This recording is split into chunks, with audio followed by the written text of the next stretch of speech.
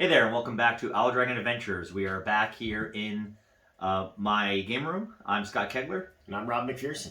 and we are here to talk a little bit about Pax Unplugged from this weekend. Yeah, so we're just going to kind of go over our impressions of the whole weekend now that it's done and we've had a good night's sleep and yay, day back at work.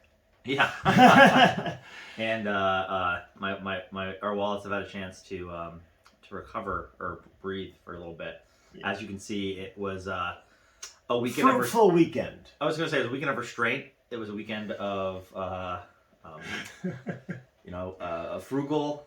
Yeah, weekend. Yeah. No, I think that we were nice to our wallets. We didn't spend much money. No, but it was a lot. It was a great experience. As you can see, we got a lot of games that I know I talked about on social media and other things about games we're looking forward to. Other friends we've been talking to about leading into it. There were some definite things that I was happy to be able to walk away with as a gamer. I think we walked out with having done about 95% of what we wanted to go in there for. And there were a lot of good, happy surprises. So, there were certain things. So, strictly from a retail therapy standpoint, a lot of games that I wanted to walk away with. I got a copy of Moonrakers. I was very excited about. I got a copy of the Arnak expansion, the Expedition Leaders, which is very cool. I got a couple of the Button Shy games that I've been hunting for as well. Yeah, Button Shy were awesome. They had a grab bag each day of what they would bring to sell. So, but we requested one, Rage More, and they made sure they brought it for us on Sunday. They only had, 3 copies? Yeah, it wasn't many that they had on the hand. I was glad to get a copy of it. I've been meaning to play it. But got a lot of they had a lot of great expansions on hand for them as well. And, and they're just great at play testing. So a huge shout out again to Button Shy. They were really cool with us. Had a great time there. Had a lot of fun. I was expecting to get a lot of fun tabletop stuff for role-playing games, components as a DM, fun little things to add on. We've got these fun little healing potion tokens. We've got some more inspiration Plenty coins of dice. to grab. We got some cool little themed channel dice for us. They got colors. That's in my pocket still. Which we were excited about. Purple and green for us. And actually I was excited because what sold the purchase for me is that we get the D20, the 20-sided value is the purple and green, so that was a lot of fun. So, speaking of dice, I didn't roll like crap. Speaking of dice, one of the best things of the weekend, which was one of the earliest things that happened to us of the weekend, is we participated in the 2C Gaming Total Party Kill Mind Flayer event, which we did mention in a previous video, but again, we just want to give them a great shout out because that was an awesomely run event, ton of fun, and these dice here will live in my collection forevermore. We as we mentioned in a previous video, we made it to the end with our party, which was awesome. So again, special thanks to Bill and Patrick and Giuseppe and Nathan. It was awesome playing with you guys, and I hope you guys also are enjoying these dice and get them to your table really soon. I get a kick out of them. Yeah. I may reserve these as my DM dice. I really like these as they're just fantastic. Awesome. I'm less organized, so whatever dice I grab are the dice I use. I'm a huge dice goblin, so I have different dice for every occasion. So that's what I'll be using those for. Getting into some other playtests before we talk about any other, unless there's any games that you really were happy that you picked up. One of the things I went in there for was from Chip Theory Games was Too Many Bones. They didn't have the base game, which I was disappointed about, but then they told me they have Undertow, which was one of their expansions, a standalone expansion, and it actually has more of a campaign mode than the base game, so it's up my alley even further.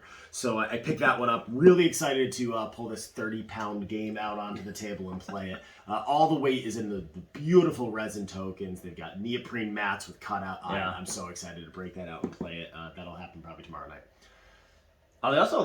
We hadn't had a chance to. I wanted to point out is Tiny Epic Dinosaurs that we had. We've been meaning to play it. We both really like a lot of the Gamelin game, the Tiny Epic series.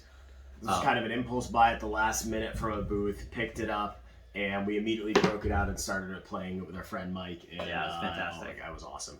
But other gameplay, we had plenty of time to play games. We spent 4 hours doing the TPK tournament, which was great. But on Saturday particularly, we got to do a lot of play testing. Sunday was more of a playing games we got a free play table and we kind of just busted stuff out that we had purchased. But Saturday we got to do off 9 games, I think, total each. I think so altogether. We've never played before. started off with one of the ones we jumped at because it was just a busy table. Was we got over to IV Studios there or IV Games, and did Mythic Mischief, which was a lot of fun. We really enjoyed a playthrough of that. That was a Game Found campaign on that back in August. Yeah, somewhere in the summer. Yeah. So excited for that. That was awesome. They a great team there, helping everyone learn the game and checking it out on us. That one is still in late pledges. Highly recommend it. Highly thematic, abstract game. Limited time run. You've only got until the Tome Keeper makes it through 6 waypoints essentially. It's like 2 player or 2v2. Yeah. Or like a blitz mode. I think there's like a bunch of variations. But awesome game. We had a lot of fun with it. I'll put the link in the description. We played a unpublished game, another unpublished game at noon. We played Robotech Reconstruction by Strange Machine Games. Strange Machine Games. Sorry. We'll get there eventually. And but we had that was fun too. That was a game that was completely new to us. I didn't know anything about going into it. If you love the Robotech universe, it's right up your alley. Yeah, very highly themed towards the storyline. Neither of us are huge anime guys, so the theme kind of went over our heads. But one of the guys that we played with was, and he said it was accurate. He was in his zone. Yeah. So if that's something that's up your alley, something to check out too. I think that's supposed to be sometime Q2 next year. Then we played what was one of our highlights of the weekend. Again, going into it was Velocity Vanguard by Precarious Games. So we backed this back in the summer. We both were literally watching this campaign maybe every half hour. We were checking on it. It was slow at first, and then it ramped up at the end. So they were there, and we got to play test that. Oh my god, it was everything that we hoped it would be and more. It was so much fun. The ship movement is completely unique to the tabletop gaming in our as far as we've ever seen. It's got drift mechanics from that. Apparently in further missions, which I'm excited about, there's gravity mechanics. Yeah. Which is really cool. It was just a very well run playtest because it's a bit of a difficult movement mechanic to get your head around. We did a flight. It's Newtonian physics. Yeah, we did a flight part, which was really great that we did that first, and then we did a great little skirmish with Rob and I, and then getting pursued by the 2 other players. It was a blast. Yeah. And then we also played at the end of the evening. We did. Oh no, I want to bring up one other one. Surprise game for me, which I was hoping for going into it. I mentioned one of the best booth setups that we saw at PAX. I want to make sure I can get it up. Here was, and I know I think this is a game for 2018, but with the pandemic and everything, I haven't heard much of the game when it got released. It was a Kickstarter game, but Fire Tower. By Runaway Parade Games. Yeah, Fight Fire with Fire. So first of all, kudos on having an excellent booth, having the LEDs, really giving yourself a show. And candidly, what draws to it, this booth was just popping. There was people all over. Running the LEDs. Playtests were huge. We saw games flying off their shelf. They refilled the game shelf twice while we were sitting there. It was just while we're playtesting, and people that weren't even trying it out. So I was curious what the hype was about. Because it was a gorgeous booth, but then we played the game and it's just so much fun. Yeah, it totally lived up to it. So I went all in on it. It was totally worth it. Very fun game. I know this is a game I'm going to get to the table quite a bit. It is available online. It's on a couple of my wish lists. It's probably coming home this week, to be honest with you. It does have a solo mode once you get the expansion, which I'm excited about, and it plays up to with the expansion up to 5 players. It was just. I think we met one of the designers too. Yeah, we did meet one of the designers. Yeah, the other one wasn't there this weekend, but it was a blast. It's just a fun game. It was a game I knew nothing about, which was a goal of mine going into the weekend. Then we did the AEG Big Game Night, which was fun. Yeah, we got Tiny Towns, Whirling Witchcraft, and then 10. Our favorite game of the night was 10, actually. Yeah, which was surprising me because I already picked it up this summer following Gen Con. Yep. And it's been sitting on my shelf of shame, and it was just got that off the shelf of shame. Yeah, it was good to play it and get another copy of it. So now I have that to share with someone. Fun little push to your luck deck drawing or kind of hand building game, right? Set collection, set collection. Push your luck with an auction with a really fun finite auction feature in it. I liked. That was a blast. We had a great couple people to play at our table. Just trying to see if there's anything else. Oh, Smirk and Laughter Games. Oh, yeah. So one of my favorite games you might have seen from us, one of our lists, our top 5 solo games actually, was the Night Cage. So I swung by there. I just wanted to see them and chat with them real quick. And they had these beautiful pewter figurines for Night Cage. There was 2 of them left. I scooped those up in a heartbeat. So excited to get those into my board game. But Smirk and Laughter, good setup, and they were running people through a couple of their games. Absolutely. So a lot of other just silly stuff that we picked up along the way, some other smaller games. From Cobalt Press, we got a Swole Ball each. That's a Swole Cobalt. Yeah. So actually, I'll probably get this guy painted up pretty quick. Maybe they'll be our little mascots here. Yeah, oh, sure. I mean, one of my last silly purchases too was just Beetle and Grimm. I ended up getting one of the last... Symbol of Ravenkind. Yeah, well, the Holy Symbol of Ravenkind, yep. Sorry. So just very excited from the Curse of Strahd campaign.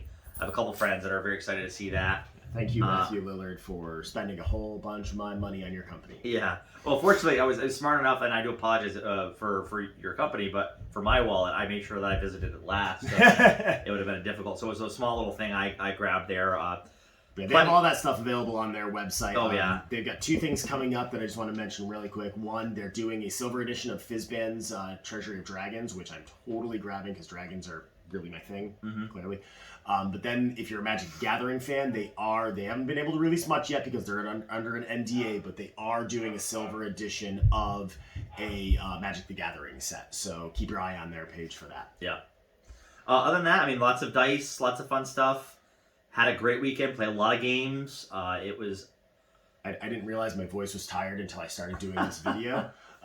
But we more to come. We are inspired to. More to come in 2022. But we're working on a couple of our own games as well. So we'll have some stuff to talk about that too. Yeah. So the cons we're looking at right now for next year, and this is really early sketch, but we're going to go to a new one, or not a new one. One of them called Total Con up in Massachusetts. It's a small little one. Yeah. So if you're familiar with that and you're going to be there, give us a shout out. And then of course we'll be at Gen Con come August of 2022. Assuming this virus isn't swarming again. Because I was supposed to be there last year, and then we had a spike. Yeah. Loved it. So we'll see what we can do for conventions next year, but having a lot of fun so far. Yeah. If you have any stuff you were interested to hear about from the convention, you get a chance to go, feel free to comment below. If you have any questions or things you're looking forward to next year, let us know. Visit our socials over on Facebook, on Instagram, on Twitter, on TikTok. On Facebook, feel free to share pictures of whatever your haul was from it. Talk about in the comments what games you picked up that you love the most. Maybe you'll spend more of our money in afterthought. We'll appreciate it. Other than that, we just wish you good luck on all of your future board game adventures. And thank you for joining us on ours.